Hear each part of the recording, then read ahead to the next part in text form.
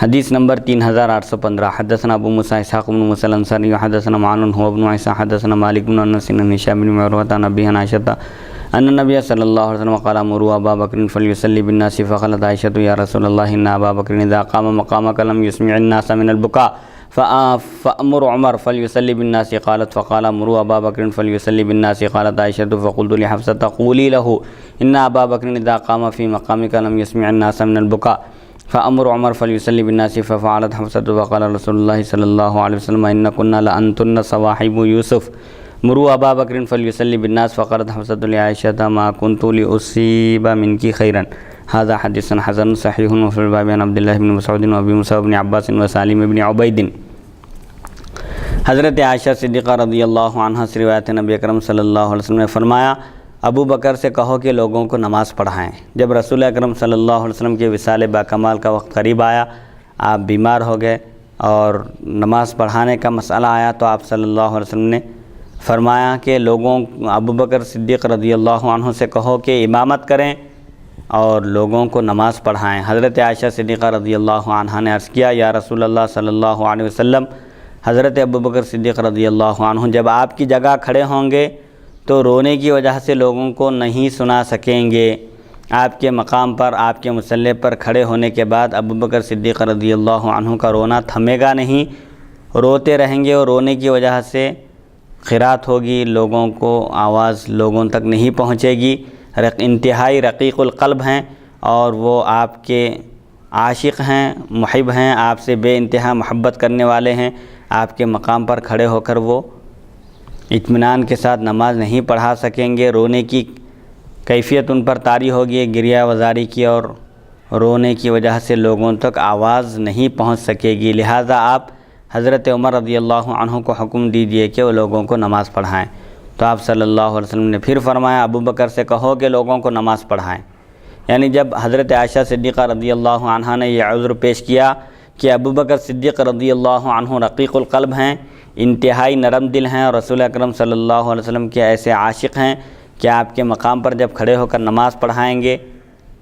تو ان پر ایک کیفیت طاری ہوگی اور وہ رو دیں گے، رونے کی وجہ سے پھر لوگوں تک آواز نہیں پہنچ سکے گی. لہٰذا عمر رضی اللہ عنہ سے فرمائیے کہ وہ لوگوں کو نماز پڑھائیں. تو آپ نے انکار فرما دیا. پھر یہی فرمایا کہ ابو بکر سے کہو کہ لوگوں کو نماز پڑھائیں. حضرت عائشہ صدیقہ رضی اللہ عنہ فرماتی ہیں میں نے حضرت حفصہ رضی اللہ عنہ سے کہا کہ آپ رسول اکرم صلی اللہ علیہ وسلم سے عرض کریں کہ حضرت ابو بکر صدیق رضی اللہ عنہ آپ کی جگہ کھڑے ہوں گے تو رونے کی وجہ سے لوگوں کو کچھ نہیں سنا سکیں گے. یعنی حضرت عائشہ صدیقہ رضی اللہ عنہ نے جب دیکھا کہ رسول اکرم صلی اللہ علیہ وسلم نے ان کی بات نہیں مانی تو انہوں نے حضرت حفصہ رضی اللہ عنہ سے کہا کہ آپ رسول اکرم صلی اللہ علیہ وسلم سے درخواست کیجیے اور یہ کہیے کہ حضرت ابو بکر صدیق رضی اللہ عنہ اگر آپ کی جگہ کھڑے ہوں گے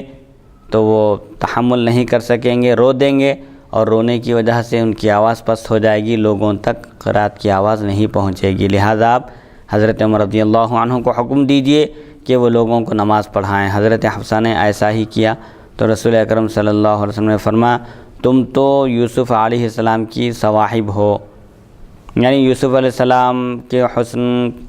کو دیکھ کر جیسے عورتیں انگلیاں کاٹتی تھیں، یوسف علیہ السلام کے حسن کے بارے میں زلیخا کا جو واقعہ ہے امرأۃ العزیز، تو وہاں پر امرأۃ العزیز یعنی زلیخا کی سہیلیاں لعن طعن کرنے لگی تھی اور برا بھلا کہنے لگی تھی کہ یہ غلام کے عشق میں گرفتار ہے. تو پھر وہ ایک واقعہ ہے طویل. بہرحال حضور اکرم صلی اللہ علیہ وسلم نے فرمایا کہ تم لوگ حجت کرنے والی ہو خواہ مخواہ، ابو بکر سے کہو کہ وہ لوگوں کو نماز پڑھائیں. حضرت حفصہ رضی اللہ عنہ نے حضرت عائشہ سے کہا میں نے تو تم سے کبھی بھلائی پائی ہی نہیں. یہ حدیث حسن صحیح ہے. یعنی حضرت حفصہ رضی اللہ عنہ حضرت عائشہ صدیقہ رضی اللہ عنہ کے کہنے پر حضور اکرم صلی اللہ علیہ وسلم سے درخواست کی تھی، لیکن رسول اکرم صلی اللہ علیہ وسلم ناراض ہو گئے، غصے میں آ گئے اور فرمایا کہ ابو بکر صدیق رضی اللہ عنہ سے ہی کہو کہ وہ لوگوں کو نماز پڑھائیں. بہرحال حضور اکرم صلی اللہ علیہ وسلم نے اس حدیث شریف میں صراحتاً بیان کر دیا کہ ابو بکر صدیق رضی اللہ عنہ ہی آپ کے بعد خلافت کی ذمہ داری سنبھالیں گے، مسلمانوں کے امور کی نگرانی کریں گے، اور آپ سے بڑھ کر افضل